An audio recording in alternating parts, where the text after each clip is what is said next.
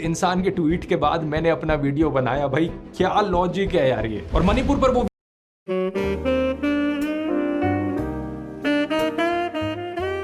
Hello everyone, welcome to my channel Anisha reacts. कैसे हैं जी? हम सारे ठीक ठाक होंगे। और ध्रुव राठी की वीडियो पे हमने रिएक्शन दिया था और आप लोगों को बहुत पसंद आया, थैंक यू सो मच।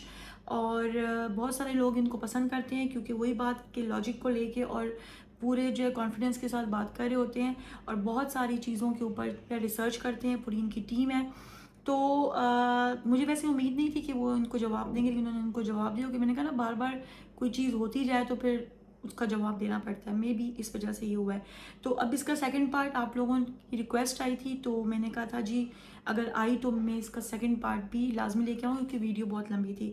तो अभी आज हम वहाँ से स्टार्ट करते हैं, उसके बाद जी करते हैं डिस्कशन। चैनल को आपने करना है सब्सक्राइब। अनीशा ऑफिशियल पे मुझे इंस्टाग्राम पे ज्वाइन करो, वहाँ पे बड़ी मज़े की रील्स होती हैं और आप लोगों के कमेंट्स का मुझे इंतज़ार रहेगा। ऐसे ही ज्वाइन कीजिए, ठीक है? तो चलो स्टार्ट करते हैं।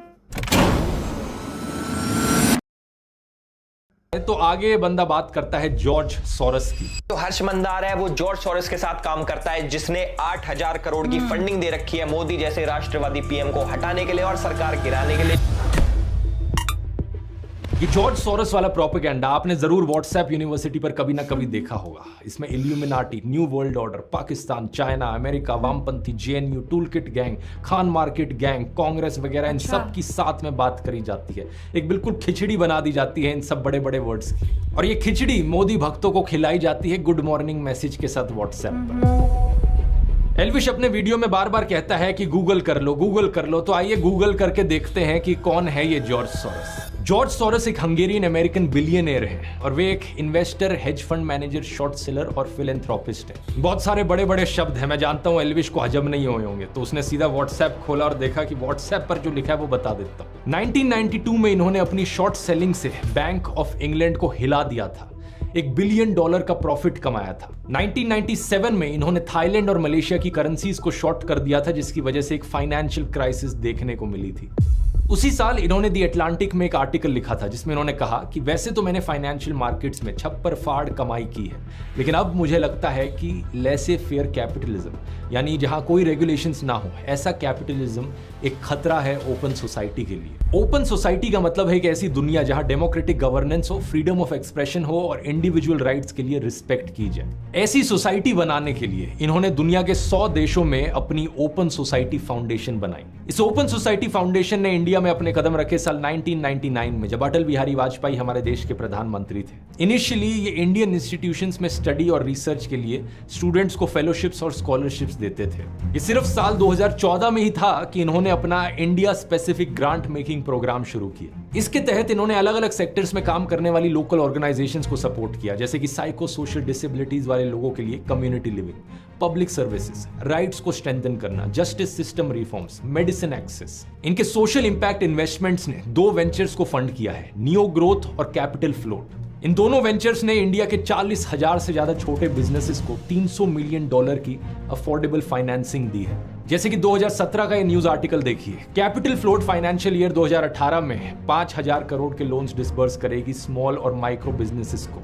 2022 में कैपिटल फ्लोट का नाम हो गया एक्सियो। थोड़ा और गूगल करोगे तो पता चलेगा कि इस कंपनी के फाउंडर्स कौन हैं। गौरव हिंदुजा और शशांक ऋष्यश्रिंग, जिन्होंने स्टैनफोर्ड यूनिवर्सिटी से अपनी MBA की है। और गौरव हिंदुजा के बारे में अगर आप गूगल करोगे तो इनका ट्विटर अकाउंट सामने आएगा, जिसमें इनके वेरीफाइड फॉलोअर्स में आप देख सकते हो बीजेपी के नेता कपिल मिश्रा। फिर शशांक का नाम गूगल करो, शशांक की शादी के बारे में ये न्यूज आर्टिकल सामने आएगा। देखिए यहाँ कौन गेस्ट आए थे इस शादी को अटेंड करने। मुकेश अंबानी की मदर कोकिलाबेन अंबानी, बीजेपी नेता लाल कृष्ण आडवाणी और बीजेपी नेता देवेंद्र फडणवीस। तो ये एलिजिडली खतरनाक जॉर्ज सोरस, जिनके बारे में इतनी कंस्पिरेसी थ्योरीज फैलाई जाती हैं, इनके बीजेपी के साथ मैंने डायरेक्ट लिंक्स दिखा दिए। लेकिन व्हाट्सएप पर झूठी खबरें क्या फैलाएंगे ये लोग कि भाई मुझे जॉर्ज सोरस से फंडिंग आती है। इंडियन एक्सप्रेस की एक इन्वेस्टिगेशन से पता चला कि जॉर्ज सोरस की ओपन सोसाइटी फाउंडेशन के वर्ल्ड वाइड 68 ऐसे प्रोजेक्ट्स हैं जिनकी फंडिंग होती है UN डेमोक्रेसी फंड से, और इंडिया इस यूनाइटेड नेशंस डेमोक्रेसी फंड में 4th हाईएस्ट कंट्रीब्यूटर है। इसका मतलब समझ रहे हो दोस्तों, इनडायरेक्टली जॉर्ज सोरस की फंडिंग करती है मोदी सरकार। इन्हीं जॉर्ज सोरस ने चाइना के जी जिनपिंग के बारे में कहा कि चाइना के प्रेसिडेंट ओपन सोसाइटीज के लिए सबसे खतरनाक ओपोनेंट है।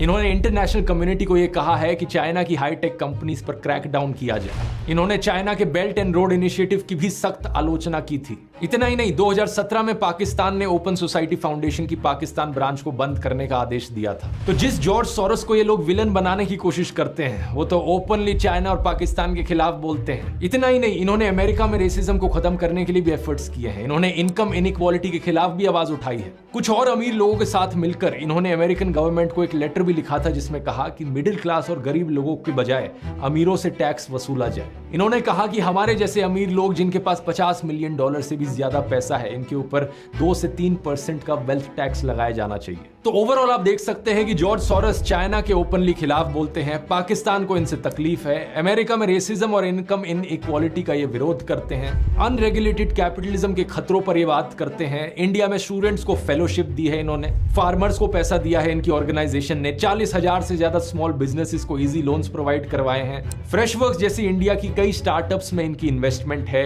और इंडियन गवर्नमेंट यूनाइटेड नेशंस के डेमोक्रेटिक फंड में डोनेट करती है, जहां से इनके वर्ल्ड वाइड प्रोजेक्ट्स को पैसा मिलता है। यहां तक सुनने में तो सब ठीक ही लग रहा है, तो फिर प्रॉब्लम क्या है? प्रॉब्लम यह है कि इन्होंने इंडिया में डेमोक्रेसी के इरोजन पर कंसर्न जताया। प्रॉब्लम यह है कि इन्होंने नरेंद्र मोदी के खिलाफ भी बोला। प्रधानमंत्री मोदी और गौतम अडानी के एलिजिड नाजायज संबंधों के बारे में इन्होंने बात की। इन्होंने कहा कि नरेंद्र मोदी को अडानी क्राइसिस पर सवालों के जवाब देने होंगे ताकि फॉरेन इन्वेस्टर्स का विश्वास ना डगमगाए। Modi and business tycoon Adani are close allies.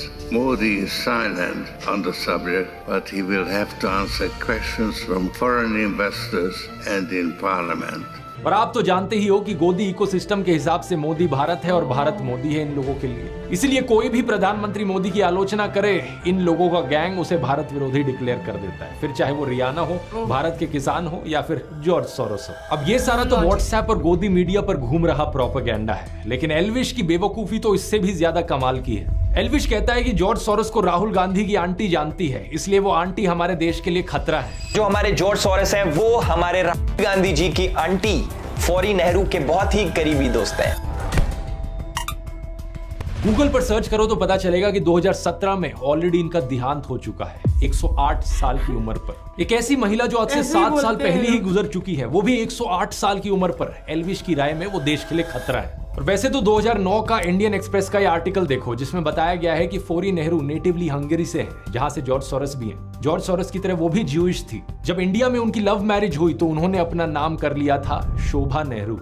इस 2009 के आर्टिकल की हेडिंग है, मिस्टर सोरोस एक पुरानी दोस्त से मिलने गए। लेकिन 14 साल बाद 18 फरवरी 2023 में इसी को 2 गोदी वेबसाइट्स पब्लिश करती हैं और कहती हैं खुलासा खुलासा, जानिए बड़ा खुलासा है। 14 साल पुराने आर्टिकल को दिखाकर ये लोग नया खुलासा कहते हैं। ऐसा ही कुछ किया गया farmer prime minister Manmohan Singh की बेटी अमृत सिंह को लेकर। वैसे तो 2013 का यह आर्टिकल है जहां लिखा है प्रधानमंत्री की बेटी को मानव अधिकार कानून में जबरदस्त काम करने के लिए सम्मानित किया गया। उनकी रिपोर्ट का नाम था globalising torture, CIA secret torture and extraordinary rendition. यहां उन्होंने 136 लोगों के बारे में बताया जिन्हें टेरर सस्पेक्ट्स बनाकर 54 देशों की जेलों में डिटेन किया गया, टॉर्चर किया गया। और यहां पर यह भी बताया गया है कि वो ओपन सोसाइटी जस्टिस इनिशिएटिव के साथ काम कर रही हैं, जिन्होंने इस रिपोर्ट को पब्लिश भी किया है। लेकिन इसके 7 साल बाद गोदी मीडिया वेबसाइट इसे भी छापकर कहती है, ये देखो नया खुलासा खुलासा खुलासा। लेकिन लेटेस्ट इंफॉर्मेशन अगर पता करने की कोशिश करी होती तो अब ये ओपन सोसाइटी फाउंडेशन में काम कर भी नहीं रही है। अब ये स्टैनफोर्ड यूनिवर्सिटी में लॉ की प्रोफेसर है। इसके बाद एल्विश बात करता है हर्ष मंदर की। हर्ष मंदार कह लो या फिर हर्ष मंदर कह लो, जो भी है। नहीं, पहली बात तो जो भी नहीं होता है, हर्ष मंदर है उनका नाम। कल को तेरे नाम को भी ऐसे करके कोई बोले कि एल्विश कह लो या एल्विश कह लो, जो भी है, ऐसे नहीं होता। दूसरा, आइए गूगल करते हैं कि अब ये कौन है। हर्ष मंदर एक फॉर्मर IAS ऑफिसर हैं जो 6 डिस्ट्रिक्ट्स में डिस्ट्रिक्ट हेड रहे हैं, डिविजनल कमिश्नर रहे हैं, मसूरी की Lal Bahadur Shastri IAS training academy में फैकल्टी रहे हैं और 2002 में इन्होंने गुजरात दंगों के विरोध में वॉलंटरी रिटायरमेंट ली थी। इन्होंने 24 किताबें लिखी हैं। इतनी किताबें एल्विश अपने 7 जन्मों में भी नहीं पढ़ पाया। पिछले 10 सालों में Dainik Bhaskar, Hindustan Times, the Hindu, Indian Express, Scroll, Live Mint, NDTV, Business Standard, article 14 जैसे अखबारों और न्यूज पोर्टल्स के लिए कॉलम भी लिखे हैं। श्याम बेनेगल की फिल्म समर इनकी लिखी हुई 2 कहानियों पर बेस्ड है। इन्होंने बहुत से कॉलेज यूनिवर्सिटीज में लेक्चर लिए हैं, जैसे कि IIM Ahmedabad, NALSA university of law, MIT, Boston, university of California, institute of development studies. 2010 से 2012 तक ये यूपीए सरकार द्वारा बनाए गए नेशनल एडवाइजरी काउंसिल के मेंबर थे। कई इंपॉर्टेंट बिल्स ड्राफ्ट करने में इनका योगदान रहा है, जैसे कि right to information, right to education, food security bill, child labour abolition. इन्होंने लिंचिंग्स के विरोध में कारवाए मोहब्बत कैंपेन चलाया और इन्हें इनके काम के लिए बहुत सारे अवार्ड्स मिले हैं, जैसे कि MA Thomas National Human Rights Award 2002, Christy Harmony Award 2012 या क्वेड मिलेथ अवार्ड 2020। लेकिन इस अनपढ़ बेवकूफ एल्विश के अनुसार ये भी एंटी नेशनल है। आप पूछोगे क्यों? क्योंकि इन्होंने जॉर्ज सोरोस की ओपन सोसाइटी फाउंडेशन के साथ काम किया है। वही हर्ष मंदार जो कि जॉर्ज सोरोस के लिए काम करता है। मतलब बिना सर पैर के जो मन में बकवास आए बोल डालो। अब सबसे इंटरेस्टिंग बात है कि इन सबसे मेरा क्या रिलेशन है। आज तक असलियत में दोस्तों मैं हर्ष मंदर से कभी मिला नहीं, ना मेरी उनसे आज तक कभी बात हुई। इनका नाम मैंने पहली बार एल्विश की वीडियो से ही सुना और जो भी ये इन्फॉर्मेशन मैंने आपको निकाल कर दी, इसका वीडियो देखने के बाद गूगल करके रिसर्च करके आपको दिखाई। लेकिन एल्विश ने जो लिंक बताया हर्ष मंदर का मेरे साथ, आप भी सुनकर चौंक जाएंगे कि कोई इस लेवल का बेवकूफ कैसे हो सकता है। एल्विश ने कहा कि मैंने CA और मणिपुर पर जो वीडियो बनाया वो मैंने हर्ष मंदर के ट्वीट देखकर बनाया। 4 अगस्त 2023 को हर्ष मंदार ट्वीट करते हैं मणिपुर दंगों के ऊपर और ठीक 2 दिन बाद हमारे ध्रुव भाई की वीडियो आ जाती है।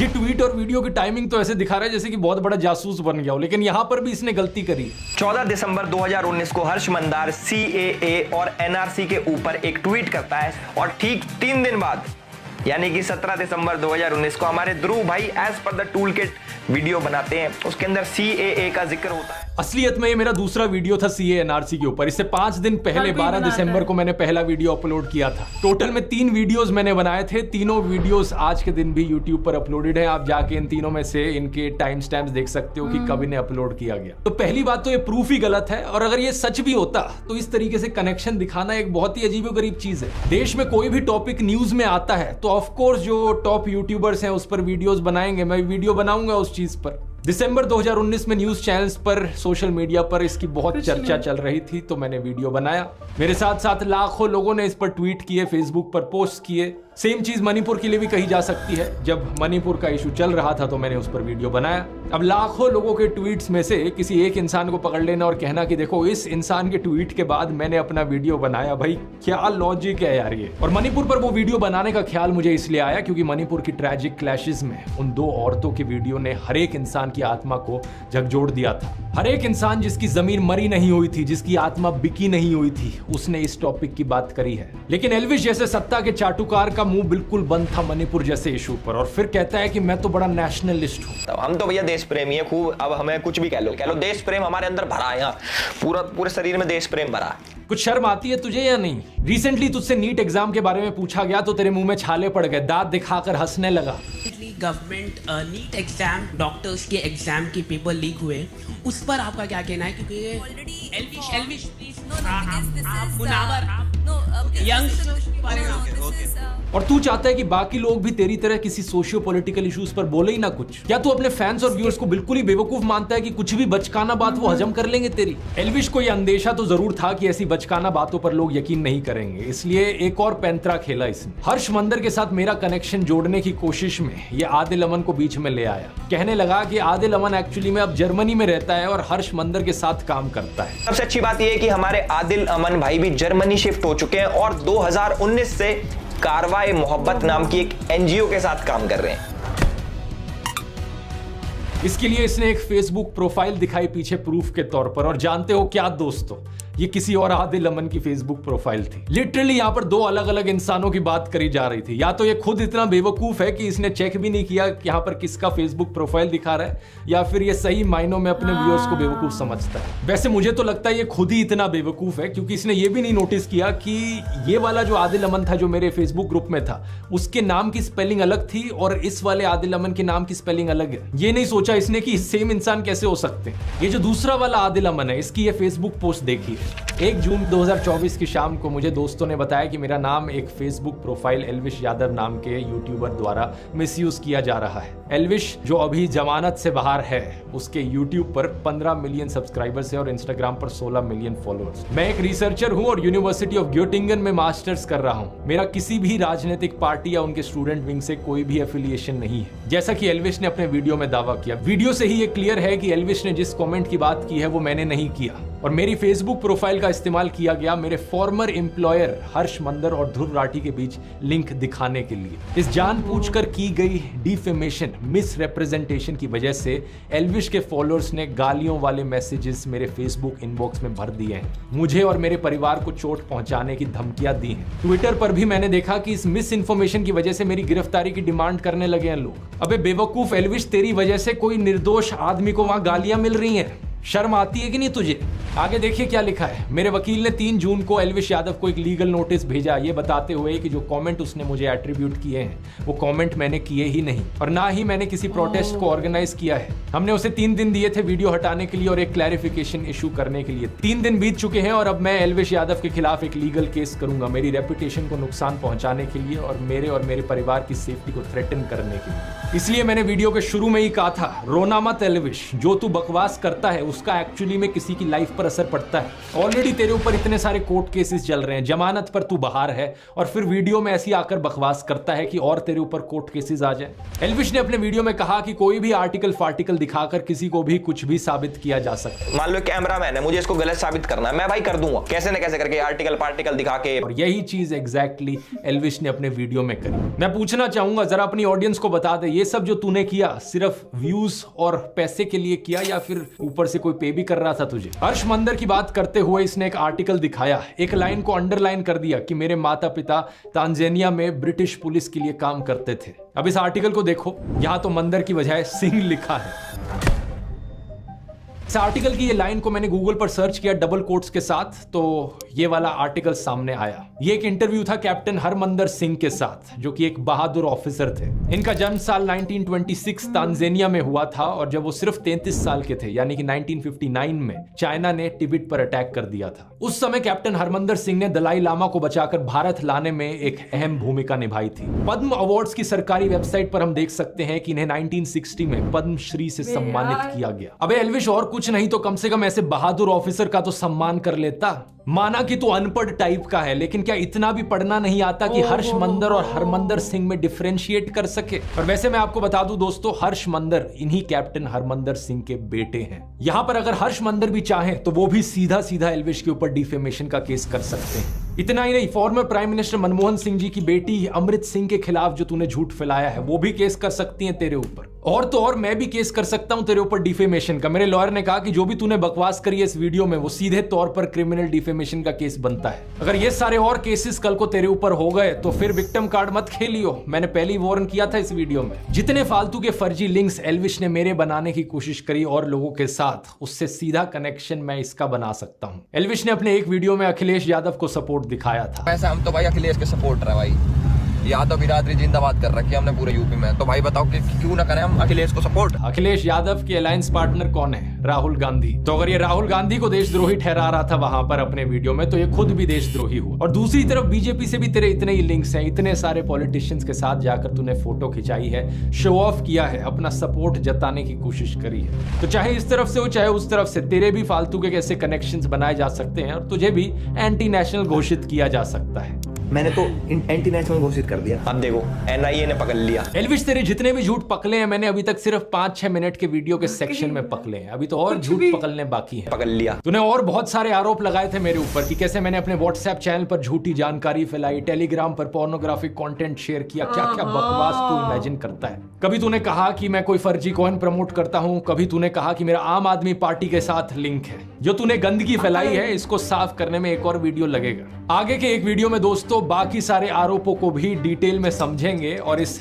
एल्विश यादव की असली पर्सनैलिटी को भी पकलेंगे। इतने एल्विस थोड़ा इंट्रोस्पेक्ट कर, अंकल आंटी से जाकर बात कर, उन्हें वीडियो दिखा, उन्हें भी बता कि कितने और कोर्ट केसेस अब तेरे ऊपर किए जा सकते हैं। और हाँ, विक्टिम कार्ड मत खेलना, मुझे नहीं चाहिए कि तू दोबारा से जाकर किसी न्यूज चैनल पर रोना धोना कर। अगर आपको दोस्तों इंटरेस्ट है यूट्यूब को पार्ट टाइम जॉब या फुल टाइम करियर बनाने में, तो यूट्यूब ब्लूप्रिंट का लिंक नीचे डिस्क्रिप्शन में मिल जाएगा, या फिर आप इस QR कोड को स्कैन कर सकते हैं। कूपन कोड है ELVISH40। तब तक के लिए मैं बताना चाहूंगा, ऐसी वीडियो मैंने पहले भी बनाई थी।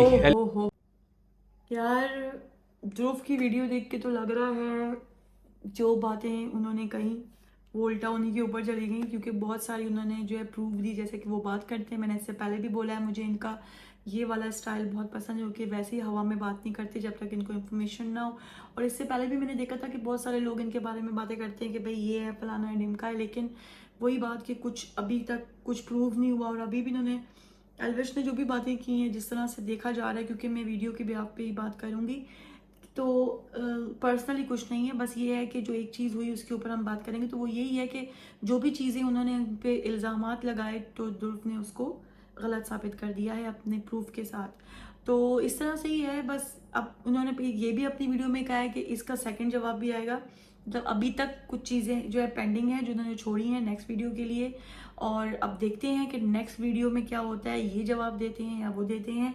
क्योंकि लोगों ने मुझे कहा था कि आप इसके ऊपर जो है रिएक्शन दें, और वैसे भी मैं जो है ना, वो एल्विश की, मेरा ख्याल है मैंने एक वीडियो पे कभी रिएक्ट किया होगा जिसमें ये प्राइम मिनिस्टर बने थे, मेरा ख्याल है वो यही थे। तो वो मुझे उनका एक प्राइम मिनिस्टर नहीं, वो कुछ अच्छा काम कर रहे थे, सोशल वर्क इस तरह से, जहाँ उन्होंने डस्टबिन और इस तरह की चीज़ें कुछ की थी।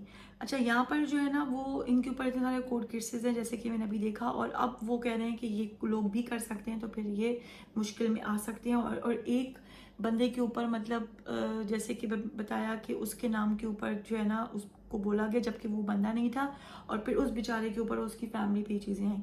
तो अगर ऐसा नहीं होना चाहिए, बगैर किसी उसकी, पहले तो किसी पे बात करनी नहीं चाहिए। अगर आप कर भी रहे हैं तो उसको प्रूफ के साथ करें, वैसे ही हवा में बातें करेंगे तो आजकल तो सोशल मीडिया का दौर है, कोई भी बंदा उसका जवाब दे सकता है।